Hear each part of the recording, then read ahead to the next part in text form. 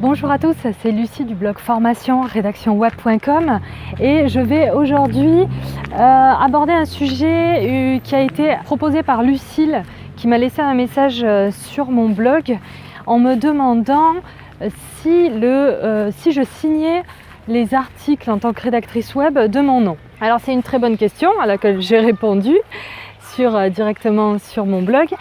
Et je vais la développer ici avec vous. Donc la plupart du temps, non, le rédacteur ne signe pas de son nom.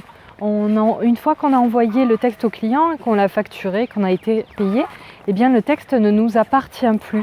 Donc le client a le droit de le signer de n'importe quel nom.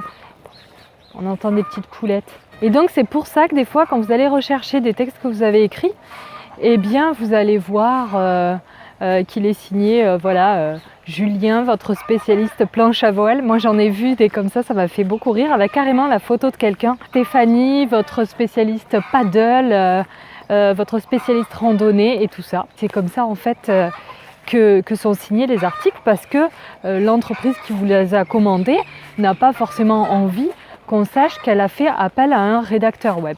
Voilà, c'est ça la réalité sur Internet. Vous pouvez aussi demander à votre client de les signer de votre nom, si vous en avez envie, ou de votre pseudonyme si vous voulez vous faire un petit peu de pub.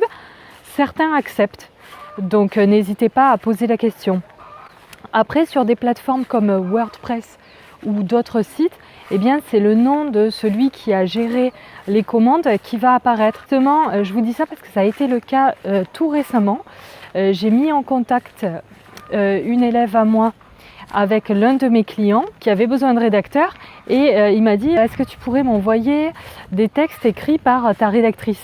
Donc je lui ai envoyé des exemples de textes qu'elle avait rédigés pour une agence de stratégie digitale. Et donc ce qui s'est passé, c'est qu'il m'a dit « Mais alors tu me dis que l'article est de une telle et il est signé un tel. » Donc les prénoms évidemment n'avaient rien à voir. Je lui ai dit « Mais en fait il est signé du nom et du prénom de la personne qui gère l'agence de stratégie digitale. Mais regarde, c'est bien elle qui l'a écrit. » Voilà. Et il m'a cru, il n'y a aucun problème avec ça, c'était logique, donc il ne m'a pas posé 15 000 questions, il m'a dit merci et il a commencé à travailler avec elle. Les gens peuvent le comprendre, d'autant plus que donc ce que je vous disais, c'est que vous avez des plateformes comme Joomla, WordPress et tout ça. C'est la personne qui est considérée comme donc soit l'administrateur, soit l'éditeur ou l'auteur, c'est son nom à lui qui va apparaître si c'est lui qui publie. Donc pour qu'il y ait un autre nom qui apparaisse, il faut qu'il enregistre une nouvelle personne. Ce qui fait que très souvent, vous avez le nom de la personne qui gère l'agence de stratégie digitale qui apparaît sur tous les articles qui sont publiés parce que le site en question, donc le client de l'agence de stratégie digitale, a donné la main au gérant de l'agence de stratégie digitale qui lui recrute des rédacteurs et s'occupe de publier tous les articles des rédacteurs à son nom. Eh bien j'espère que ces petites explications vous auront éclairé et que vous ne serez pas trop déçus de ne pas rédiger des articles signés de votre nom. N'hésitez pas à télécharger mon guide 101 sites qui recrutent des rédacteurs web sur mon blog formation rédactionweb.com et moi je vous dis à très vite pour la prochaine vidéo. Tata, bonne rédac.